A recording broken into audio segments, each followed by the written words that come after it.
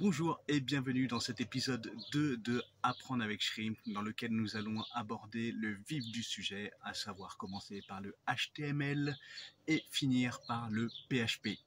Alors j'ai bien compris que tu voulais apprendre la programmation et pas jardiner, mais bon, moi, je reste dans ma serre.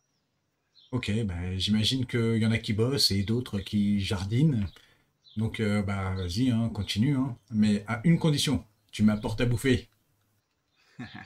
Ok, ça marche, il n'y a pas de souci. D'ailleurs, depuis l'épisode 1, ça a pas mal poussé, comme mes cheveux. Ouais, impressionnant. Et au niveau de la programmation, on va voir quoi? Eh ben, on va commencer par la page d'accueil de Google, la présentation basique en fait du code. Et puis après, on va faire notre page perso HTML pour finir sur du PHP avec la déclaration des variables et puis un petit peu de manipulation comme ça, des petites opérations. Ok, bah, c'est parti. Apprendre avec Shrimp. Mais non, tu dois le dire en synchro avec les lettres qui tombent. Et n'oublie pas l'épisode spécial situé entre l'épisode 1 et l'épisode 2, où je t'indique comment installer les outils que je vais utiliser dans cet épisode. Nous allons donc commencer par la présentation du code avec la page d'accueil de Google. Donc pour ce faire, tu utilises ton navigateur internet et tu vas sur google.fr. Une fois sur cette page-là, avec ta souris, tu cliques n'importe où sur ta page, tu fais un clic droit et tu fais code source de la page ou afficher code source de la page suivant le navigateur. Et là, tu tombes sur un écran comme ça. Mais ça a l'air compliqué. C'est quoi ce charabia? Mais non, c'est pas si compliqué que ça. Ça peut l'être au début, mais t'inquiète. Au fur et à mesure, tu vas comprendre tout ce que ça signifie, et puis tu vas te dire, ah oui, ça fait ci, ça fait ça, pas de souci. Donc là, comme tu peux voir, c'est un petit peu compliqué. Bon, il y a beaucoup d'informations, je vais vite zapper, grosso modo, voilà le code à quoi ça correspond. C'est pas une mince affaire, mais on va y arriver. Après cette présentation de la page d'accueil de Google, on va créer notre propre page HTML pour nous servir de base pour les vidéos futures. On va tout d'abord créer notre premier fichier HTML. Alors pour ça, on va directement dans le dossier www de WAMP et on crée un nouveau dossier qu'on va appeler HTML et dedans, on va créer un nouveau document texte qu'on va appeler index parce que le serveur web, il va directement chercher quelque chose qui s'appelle index.quelque chose, HTML, PHP, etc. Et là, on va modifier l'extension et on va l'appeler HTML. On valide, et voilà, premier fichier HTML créé. Maintenant, on va voir comment est structurée une page HTML.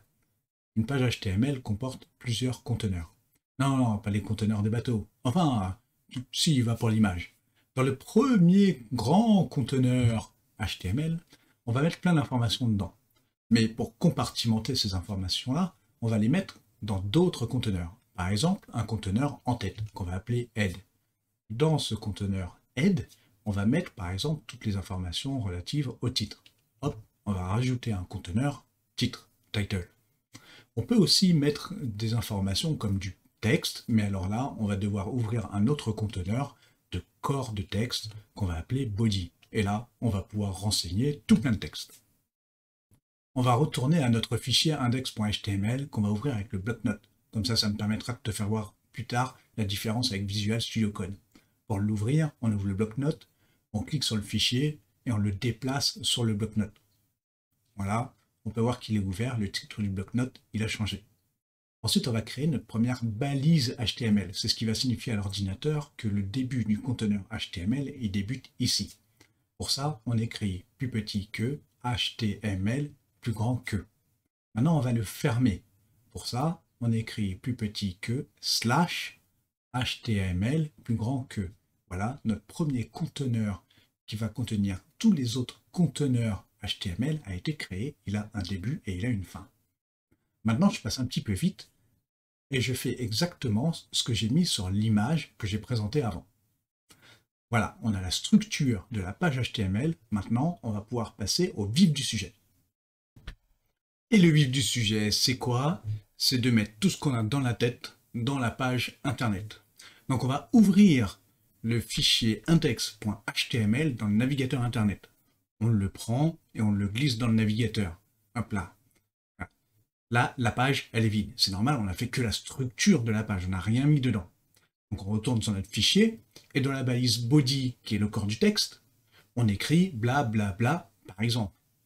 On enregistre, on retourne sur le navigateur internet, on rafraîchit la page avec la petite flèche ou avec F5 du clavier, et bla bla bla apparaît sur l'écran. Ah, ça c'est génial. Maintenant, on va modifier le titre. Là, le titre de l'onglet, c'est juste le chemin d'accès du fichier.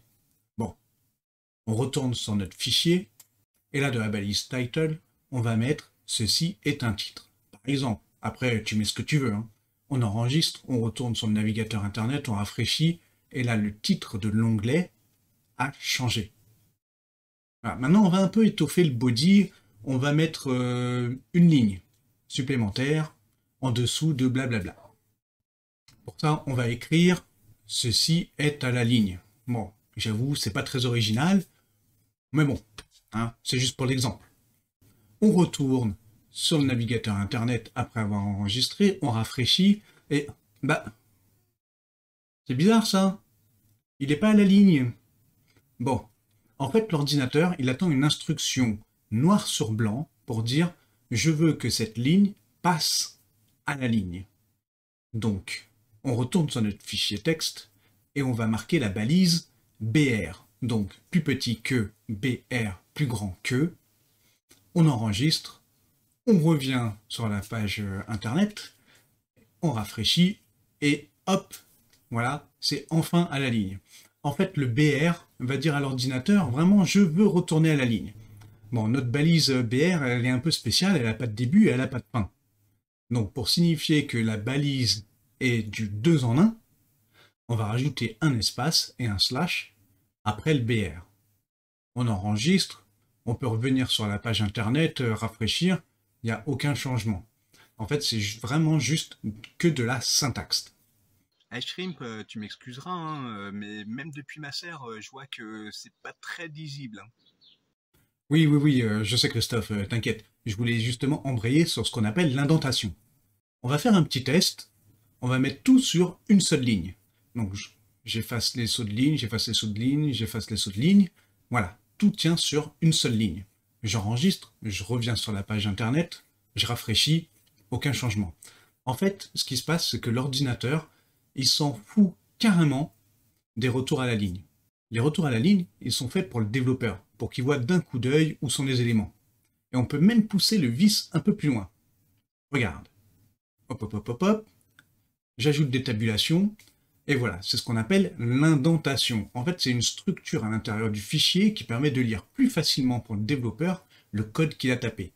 Ça sert surtout à pouvoir lire le code d'un seul coup d'œil, savoir où faire tes modifications directement, parce que imagine, tu reprends le fichier dans 2 mois, tu sais plus du tout où est-ce qu'il faut faire la modification que tu voulais faire, au lieu de chercher pendant 10 minutes ou 20 minutes, là tout est clair. Ou imagine, tu reprends le code de quelqu'un d'autre, et ce quelqu'un d'autre n'a pas du tout fait l'indentation.